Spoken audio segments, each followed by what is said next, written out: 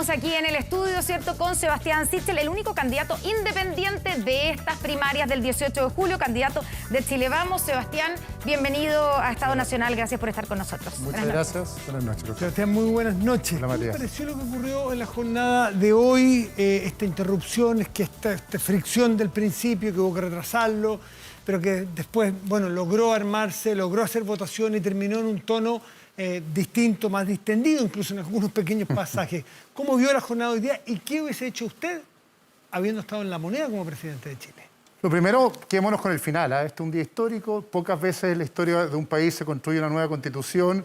Se resolvió bien. Terminamos con una convención constituyente instalada, con la elección de una mesa, y me quedo mucho más que eso, que con los hechos aislados de violencia. Quizás me dolió mucho el himno nacional, para ser honesto. Yo soy de aquellos que canta con orgullo. Cuando la selección canta el himno nacional, me gustaría que siempre todos los chilenos lo defendiéramos con orgullo, pero lo simbólico es que empezamos un camino que va a definir la historia de los próximos 30 años y ojalá lo hagamos con cuidado, con respeto y con tolerancia en la discusión. Sebastián, Matías le preguntaba qué habría hecho usted si hubiera estado en el Palacio de la Moneda, porque en algún momento de tensión, uno de los problemas, que era algo que se había advertido, era que un grupo, ¿cierto?, de convencionales constituyentes habían exigido que si se reprimía, si carabineros, si fuerzas especiales de carabineros reprimían a los manifestantes, ellos incluso no estaban dispuestos a comenzar la convención. Y eso fue básicamente lo que ocurrió. ¿Qué habría hecho usted como presidente? ¿Habría retirado esas fuerzas especiales de las calles o no habría, por ejemplo, enviado fuerzas especiales ahí al entorno del Congreso? Yo creo que el deber del Estado siempre es proteger a los ciudadanos y eso implica el uso de los carabineros. A mí no me imagino una sociedad en que la violencia está por sobre los carabineros y que se fijan condiciones para la actuación de los carabineros. Sí, obviamente los carabineros que están, digamos, en el entorno a fuerzas especiales. Por eso le pregunto, ¿usted le pareció bien la acción de fuerzas especiales de carabineros hoy? Vimos actos de violencia y lo lógico es que carabineros o fuerzas especiales, que también son de carabineros, protejan a los ciudadanos y me parece correcto que así sea. En general no me gustan los chantajes con la violencia en general y hubiera puesto a las fuerzas especiales para proteger a los ciudadanos cuidando que obviamente no hubiera represión ni abusos de carabineros, pero cuidado cuando terminamos diciendo que no hay condiciones para el uso de carabineros que el Estado tiene para proteger a los ciudadanos. Construida la mesa, armada la mesa, ya quedó para mañana una votación acerca del tema de la amnistía a las personas que están presas. Para algunos son presos políticos, para otros hay presos que cometen delitos de otra índole que no son políticos. Pero va a haber una declaración sobre el tema. ¿Corresponde a esta convención constituyente referirse a una eventual amnistía a las personas que están detenidas? No corresponde, no está dentro de la atribución. Aquí actúo como profesor de Derecho. Primero, la calificación de presos políticos no le corresponde a la clase política en general. Eso lo hacen los tribunales, lo hace el Poder Judicial. Me preocupa cuando los políticos nos transformamos en opinólogos de la justicia. La justicia es quien resuelve si hay presos políticos o no. No hay ninguna informe ni institución que haya calificado presos políticos. Ahí hay gente que portaba cocaína, hay gente que robó camionetas, hay gente que tiró artículos incendiarios. Lo que pido es celeridad en la justicia, resolver el juicio. Pero si hay algo que tenemos que aprender muy bien, sobre todo en años electorales, que los políticos o los candidatos no somos opinólogos respecto a lo que hace otro poder del Estado, que es el Poder Judicial.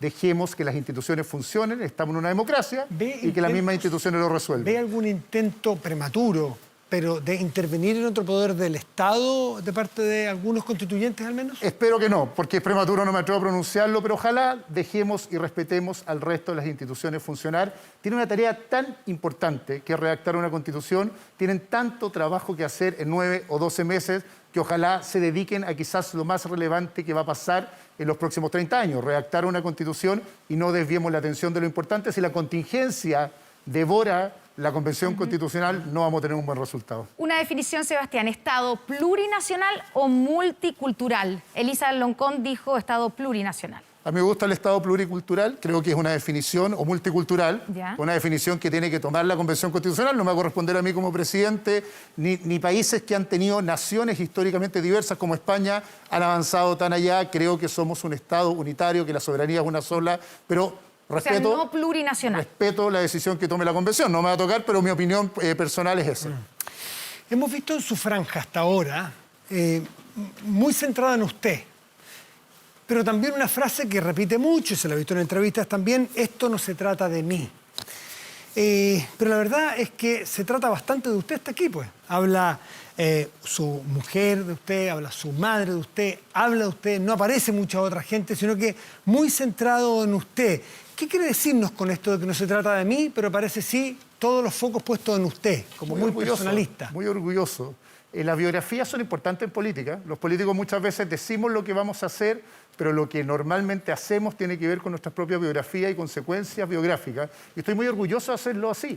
Los chilenos lo que están eligiendo no es el drama que alguien cuenta de un tercero, sino cómo nosotros vamos a resolver cotidianamente los problemas que enfrentan los chilenos. Y cuando digo no se trata de mí, se trata exactamente que espero que me elijan para resolver esos problemas a través de lo que yo he ido resolviendo en mi vida, algo que hacemos muy mal.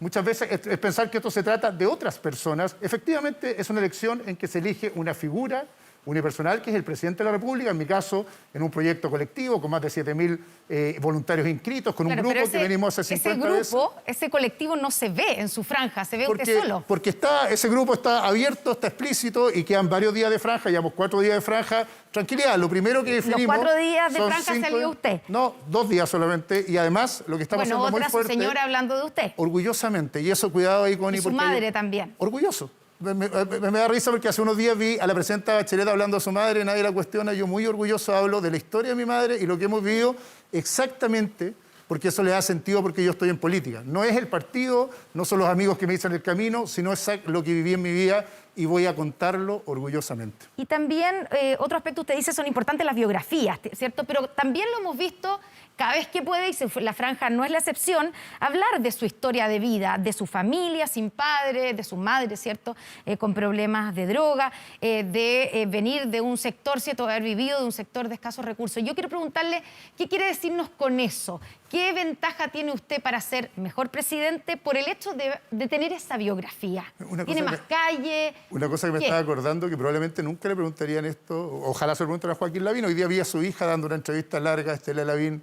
Su señora fue candidata a concejal. Después viene la entrevista a Por eso, pero Lavín. quiero contarte algo. ¿Qué tiene que ver? Obvio.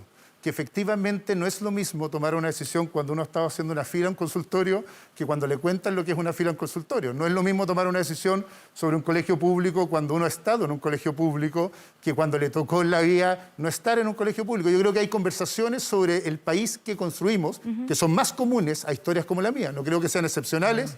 Son la historia del 99%, 90% de los chilenos. Lo raro es que sean tan excepcionales en la élite de la política porque la élite se ha cerrado históricamente en la política. Estoy muy orgulloso de poder romperla. Ojalá en 10 años más estas conversaciones no tengan que existir porque la mayoría de las personas que están en mi gobierno biográficamente tienen historias distintas a los que están normalmente en el poder y ojalá no haya que contarlas para que sean excepcionales. Sebastián, ¿hasta qué punto? Porque algunos críticos han dicho que usted hace una suerte de utilización de un drama que vivió indesmentiblemente en su no en infancia o de adolescencia, pero que usted no proviene de un lugar vulnerable, no proviene de un campamento con muchas familias sufren hoy día en Chile, que usted proviene de una familia con mucho capital cultural, que ocurrió lo que ocurrió con su madre, que fue un paréntesis en su familia, que usted tiene el capital cultural, vivió en Las Condes, fue a la Universidad Católica, es de la élite. ¿Por qué usted se viste como si viniera del lugar más vulnerable, más carenciado de nuestra sociedad? Hay una cosa, Matías, yo no me he visto nada. Mi historia que está contada y que la contó un periodista es mi historia, que dice exactamente los argumentos biográficos que tú estás diciendo. Que viví en una casa tomada, en un barrio en Concón, que viví en esas carpas de Norcón, que estudié en un colegio municipal, que me gané la beca Padre Hurtado para estudiar en la Católica. Eso es exactamente lo que tú cuentas, lo que yo he contado. Lo que otros digan que yo conté no es así. Lo he sido tan transparente en esto porque tengo el derecho a contarlo y puedo contarlo. Estoy muy orgulloso de contarlo. El tema es hasta qué punto no se sobreutiliza en una campaña como una candidata dijo que era de Bajos de Mena y la verdad que su familia era una zona agrícola Bajos de Mena y no de los campamentos, los que conocemos Bajos de Mena. Pero yo no he dicho que soy de Bajos de Mena, yo he dicho que viví en Vergara 270. Pero usted no está magnificando su situación, decir que proviene de un mundo donde no viene. Sí, vuelvo a la historia. Y esto es algo que me molesta en general, no a mí, pero que tiene que ver con la conversación de que se pregunta mucho de por qué tú cuentas tu historia, pero se pregunta muy poco de por qué cuando la élite cuenta su historia no es algo que a nadie le sorprenda. Las historias de éxito en Chile, visibles, todos las aplauden, es bonito que cuenten que fueron hijos de presidente, hijos de embajadores, el presidente a quien quiero actual, La señora fue... Pero cuando uno cuenta la historia que no es cotidiana, porque es mi historia, ahí es utilizarlo. Quizás tiene que ver con hacer visible exactamente esas historias que son invisibles de miles de chilenos. Lo que pasa es que probablemente no llegan al lugar donde yo llegué y es exactamente por lo que estoy aquí, para que se puedan contar. Pero si no se pudieran contar o están vedadas porque justo estas historias comunes son tristes, lo que queríamos contar son solo, por lo tanto, las historias de éxito de la élite chilena que llega al poder, y me parece un poquito injusto al revés. Creo que el gran desafío hacia adelante es que estas historias comunes se transformen en historias comunes también en la política, construir gobiernos diversos, no construir gobiernos que parece que fueran todos compañeros de colegio y llega alguien distinto, no construir gobiernos en que todos viven en el mismo lugar. Estoy feliz de haberlo hecho y estoy muy orgulloso de ello y no lo voy a contar, sobre todo porque el resto lo hace, pero a nadie le da pudor. Hay algo del pudor con estas historias que a mí me tiene bastante sorprendido porque cuando converso en la calle, nadie me dice esto. Sebastián, hablando, usted hizo mención a la entrevista de la hija de Joaquín Lavín, ¿cierto? Y una de las cosas que dice ella hoy día, Estela Lavín, dijo que usted era el continuador de Sebastián Piñera. ¿Usted es el continuador de Sebastián Piñera? Me encanta, primero me encanta que vos lo digas, que es una entrevista a una hija, que es bien especial porque habla de política.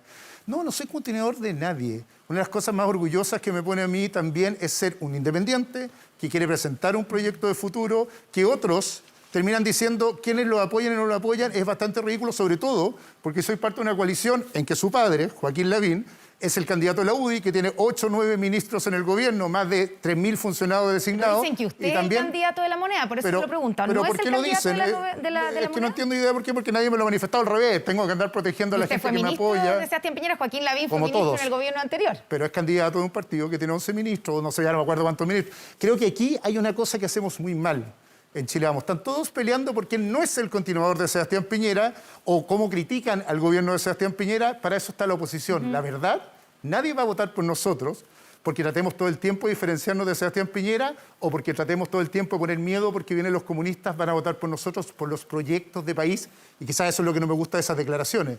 No tengo idea por quién irá a votar el presidente, he sido crítico cuando tengo que ser crítico, pero no me gusta que toda la posición política en general de los otros candidatos sea diferenciarse o de Piñera o del Partido Comunista y no tener un proyecto de país. Esta elección es la elección más ¿Usted importante está orgulloso de del haber siglo XXI. formado parte del gobierno de Sebastián Piñera? Por supuesto, fui ministro. Lo que pasa es que tengo muchas críticas después, pero no tengo ni un complejo en decir que fue ministro. Lo que no voy a hacer, que es la clásica de lealtad a la política, en que uno es ministro, después no es nada, se pelean a muerte por unos cargos de Ceremi no sé dónde hasta el día de hoy, pero nadie es de gobierno. Yo no necesariamente, Sebastián. o sea, no creo en la continuidad de este gobierno porque cambió la historia, cambió el ciclo. El próximo presidente va a ser el primer presidente de la nueva Constitución. El próximo presidente tiene que enfrentar un proyecto gigante, porque a diferencia de todas las otras elecciones en democracia, hoy día hay en juego 2 proyectos de sociedad.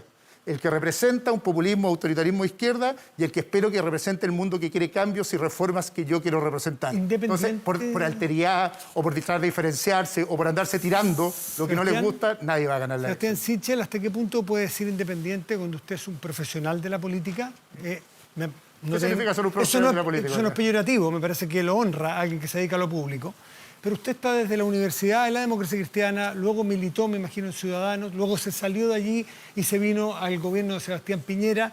Por lo tanto, independiente uno supone que alguien que no viene de la política. ¿Usted se avergüenza de estar toda la vida en la política? Lo mismo que te decía con la historia. Yo mismo he contado mi historia. De hecho, para ser más justo, desde el colegio soy presidente de curso. Tuve vocación social, el otro día apareció mi biografía que no la había visto y mandaron mis amigos del colegio y me puse muy orgulloso. ¿Pero qué tiene usted de independiente? Entonces, dejé de militar en los partidos. Tú eres alguien muy formado y sabrás que ser independiente es no militar en partidos, y lo soy hace harto tiempo.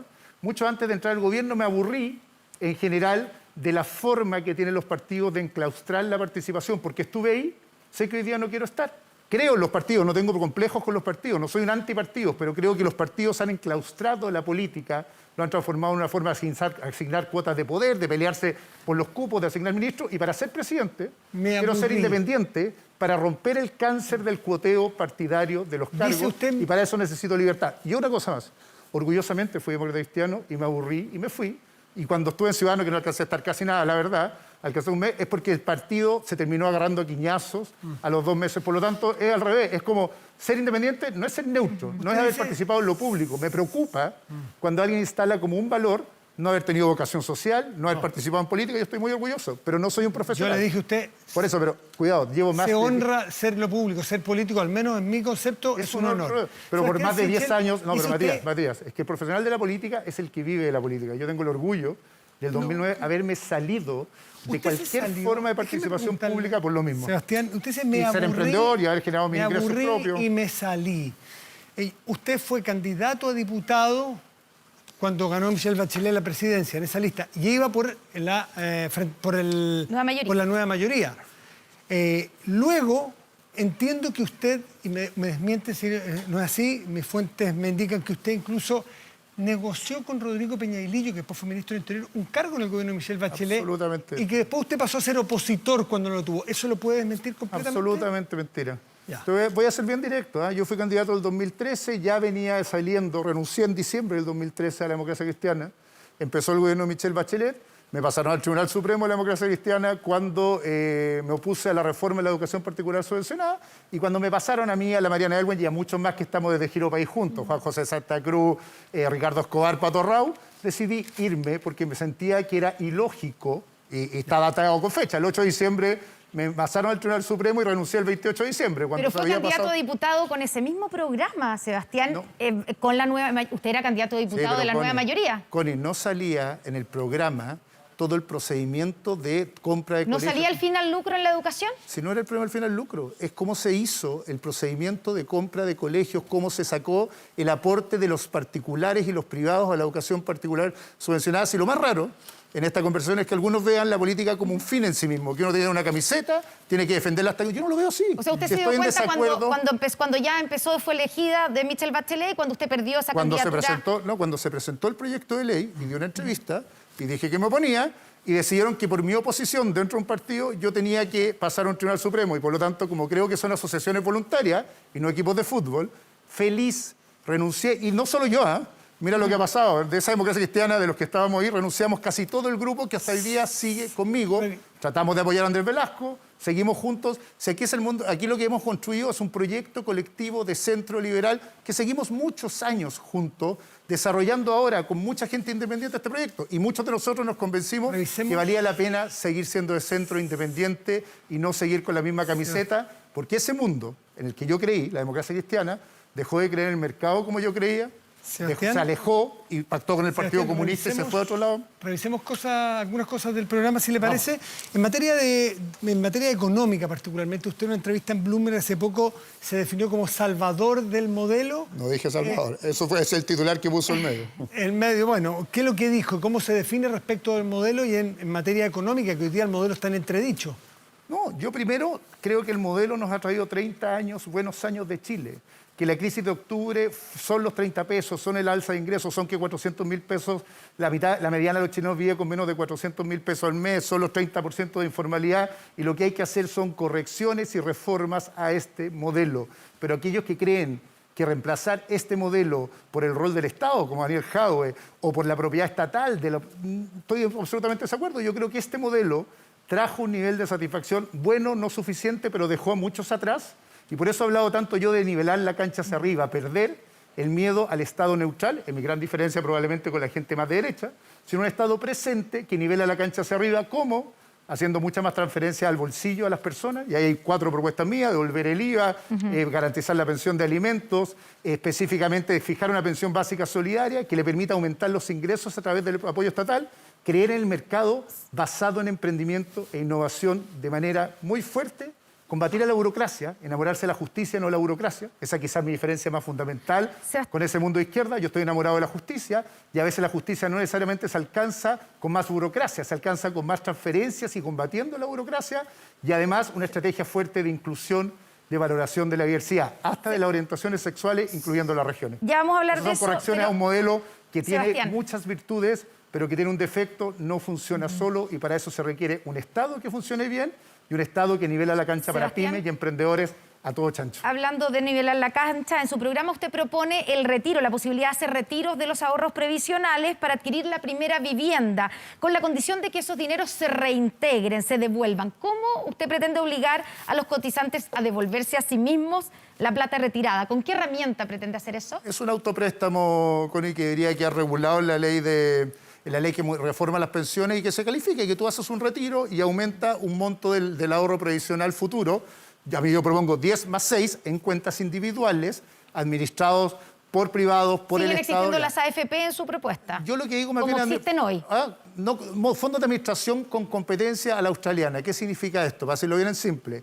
Pueden participar organizaciones sin fines de lucro, tú puedes decir si una cooperativa, una mutual, pueden participar administradoras privadas con otra regulación que la que tienen actualmente. Pero las AFP, como las conocemos hoy, se siguen transforman funcionando. absolutamente. ¿Se termina la industria de la AFP como existe hoy? Eso es un simplismo. Si no se termina, empieza. Lo que haces es que le metes mucha más competencia. Administradores públicos, no tengo ningún problema que esté el Estado, administradores privados, administradores sin fines de lucro, y por lo tanto lo que haces tú es que transformas este modelo en un modelo en que el ciudadano puede elegir dónde y cómo pone su plata. Lo que no me gusta, insisto, esta idea de que finalmente el Estado administre solo, coteado por partidos muchas veces que no administra estos recursos y no tiene competencia hacia adelante. Tampoco me gusta que los privados solos, 7 en este caso, administran solo. Entonces, ¿por qué no decidir, no dejar que los chilenos elijamos qué modelo queremos y quién queremos que lo administre? Solo para concluir en la pregunta que yo le hacía sobre cómo obligar a la gente a devolverse la plata que retiró, que es la plata de sí misma. ¿Y qué pasa si la gente no reintegra los fondos? No, porque se aumenta la cotización automático, se hace un retiro, es lo mismo que se proponía en la segunda. Automáticamente. Se descuenta automáticamente la cotización. Es súper importante esa propuesta. O sea, le llega menos sueldo, después líquido. Sí, pero si tú ves el monto, si tú puedes retirar hasta el 10% de un pie, lo que estás aumentando es un 1% de la cotización, lo viene el Banco Estado muy fuerte. El problema de los chilenos normalmente no es pagar el crédito hipotecario, porque pagan arriendo. El problema es tener capacidad de ahorro para el pie. Tenemos ahorro ahí, y lo que estoy proponiendo es que se pueda hacer el autopréstamo. Esto no es un ejemplo chileno, pasa en otros lados, para primera vivienda y no para inversionistas, obvio. En temas de impuestos, me gustaría, usted habla de un impuesto a los sectores más altos, los sectores de más ganancia. ¿A qué se refiere? ¿El segmento o el tramo más alto de ingresos lo va a ampliar para que más gente entre ahí, o una clase media que hoy no paga impuestos empiece a pagar impuestos? No, es más simple. ¿Cómo es esa movilidad? Lo que nosotros tenemos es un piso y techo de impuestos, ¿no es cierto? Entonces no es que paguen más, sino que la velocidad en que tú cambias de tramo impositivo es más o menos igual y no se acelera. Por lo tanto, para decirlo en simple, si tú pagas 2,5 millones, el día que llegas a pagar la tasa correspondiente futura es un ciclo de 3 años, no saltas de tramo. Entonces, es acelerar las saltas de tramo para que llegue más gente a pagar el 40 si ya tienen los ingresos para pagar el 40. Entonces, no es que más gente pague, ni más gente hacia abajo, sino aceleras las pasadas de tramo. ¿Qué pasa con la gente que está en el tramo más alto? ¿Le subiría más los impuestos? Sigue pagando exactamente lo mismo. El piso y el techo se mantiene, es la velocidad del cambio del tramo impositivo el que se acelera.